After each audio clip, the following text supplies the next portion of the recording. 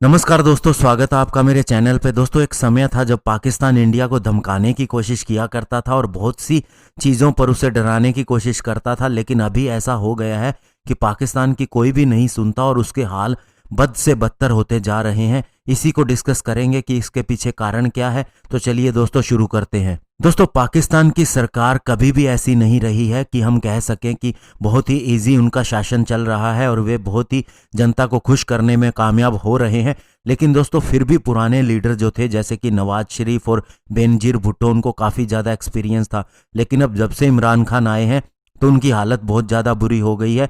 ना तो इनको एक्सपीरियंस है, ऊपर से दोस्तों इनकी जो एरोगेंस है उसने उनका काम और भी मुश्किल कर दिया है। दोस्तों, पहले इमरान खान ने, या कहें कि पाकिस्तान ने, अपना कार्ड बहुत अच्छी तरह से चला था ओआईसी के अंदर, क्योंकि वो जानती थी कि ये देश आपस के अंदर लड़ते रहते हैं, इनका बहुत से पुराना भी विवाद आपस में चल रहा है। लेकिन बाद में जब उन्होंने कोशिश की कि वे इंटरनेशनली एक इस्लामिक ग्रुप के बहुत बड़े लीडर बन सकते हैं और उनका ऐसा ही सम्मान होना चाहिए, तो उसके बाद से उनके हालत बुरे होने लग गए, क्योंकि इनको कोई भी सम्मान नहीं देना चाहता। सबसे पहले मलेशिया, तुर्की और पाकिस्तान ने मिलकर एक नई लीडरशिप क्रिएट करने की कोशिश की, स्पेशली इस्लामिक वर्ल्ड के अंदर, जिसके अंदर पहले सऊदी अरब का ही सिक्का चलता था। तो इससे सऊदी अरब नाराज हो गया, तो इमरान खान फिर इस मलेशिया के जो इनिशिएटिव थे इससे पीछे हट गए और उधर से पीएम मोदी ने यूएई और सऊदी अरेबिया के साथ अपने रिलेशन और ज़्यादा गहरे कर लिए, स्पेशली एनर्जी सेक्टर के अंदर। इसके बाद दोस्तों, जब ओआईसी यानी कि ऑर्गेनाइजेशन ऑफ इस्लामिक कॉन्फ्रेंस की जब 43वीं मीटिंग हुई, तो यूएई ने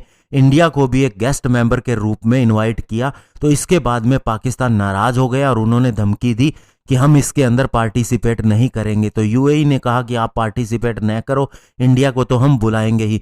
और उसके बाद से पाकिस्तान का रुतबा ओआईसी के अंदर बिल्कुल ही नीचे आ गया और अब वो केवल जम्मू कश्मीर में बोलने वाला ही देश एक बन के रह गया है। और पाकिस्तान ये भी भूल गया कि उसे अरबों डॉलर चाहिए यूएई से, सऊदी अरब से।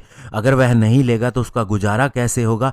लेकिन उसने उस समय इस बात का ध्यान नहीं दिया और अब उसे उसका परिणाम झेलना पड़ रहा है। और सबसे बड़ा कारण इसके पीछे है उनका तुर्की के नज़दीक जाना। अभी जैसे कि दोस्तों आप जानते हैं कि फ्रांस के अंदर जो बी हेडिंग हुई थी उसके बहुत से नतीजे निकले। इमैनुअल मैक्रोन जो कि वहाँ के प्रेसिडेंट है, उन्होंने बहुत से इसके ऊपर कानून बनाने की बात की है। तो ऐसे में तुर्की के राष्ट्रपति अर्दोआन ने उनको बहुत सी बातें कही, उनके खिलाफ बहुत ही गलत कमेंट भी किए और इमरान खान ने भी उसका साथ देते हुए कहा कि हम फ्रेंच चीज़ों का बॉयकॉट करेंगे, हम उनका साथ नहीं देंगे। लेकिन दोस्तों, वो ये भूल गए कि उनकी बहुत सी चीज़ें जो डिफेंस से रिलेटेड हैं, जिसके अंदर मिराज फाइटर जेट है, इसके अलावा अगोस्ता पनडुब्बी है, ये सारी वहीं से आती हैं और इनकी रिपेयर के लिए और बहुत सी चीज़ों के लिए उन्हें फ्रांस की ज़रूरत है। और सबसे बड़ी बात, वे मुस्लिमों का हिमायती होने की हमेशा बात करते हैं, लेकिन वे इस चीज़ को भूल जाते हैं कि चाइना के अंदर उइगर मुस्लिम के साथ में क्या हो रहा है और उसके ऊपर वे बिल्कुल भी कमेंट नहीं करते। तो ये उनकी हिपोक्रेसी ही दर्शाता है। और सबसे बुरी बात दोस्तों अब ये चल रही है कि लोकली भी उनका बहुत ज़्यादा विरोध हो रहा है। उनकी अपोजिशन जितनी भी पार्टीज़ हैं वे सारी इकट्ठी हो गई हैं और वहाँ पर महंगाई बहुत ज़्यादा हो गई है और बहुत से मीडिया के ऊपर भी उन्होंने रोक लगा रखी है, उनको पूरी तरह से स्वतंत्रता नहीं दी हुई है। तो ऐसे में ये सारी चीज़ें उनके खिलाफ जा रही हैं और बहुत सी रैलीज हो रही हैं, लोग इकट्ठे हो रहे हैं और अब इनकी सरकार को कभी भी गिराया जा सकता है। और वहाँ लंदन से पूर्व पीएम नवाज शरीफ भी इनके खिलाफ कैंपेन चला रहे हैं वर्चुअली, जो कि दोस्तों इनके पूरी तरह से अगेंस्ट जा रहा है। और दोस्तों, सबसे बड़ी बात तब हुई जब पाकिस्तान की पार्लियामेंट में उनके अपोजिशन लीडर ने यह कहा कि जब अभिनंदन को पकड़ा गया था तो उसे इसलिए छोड़ना पड़ा क्योंकि इंडिया का बहुत ज़्यादा दबाव था और उन्होंने कहा था कि हम आपको तबाह कर देंगे।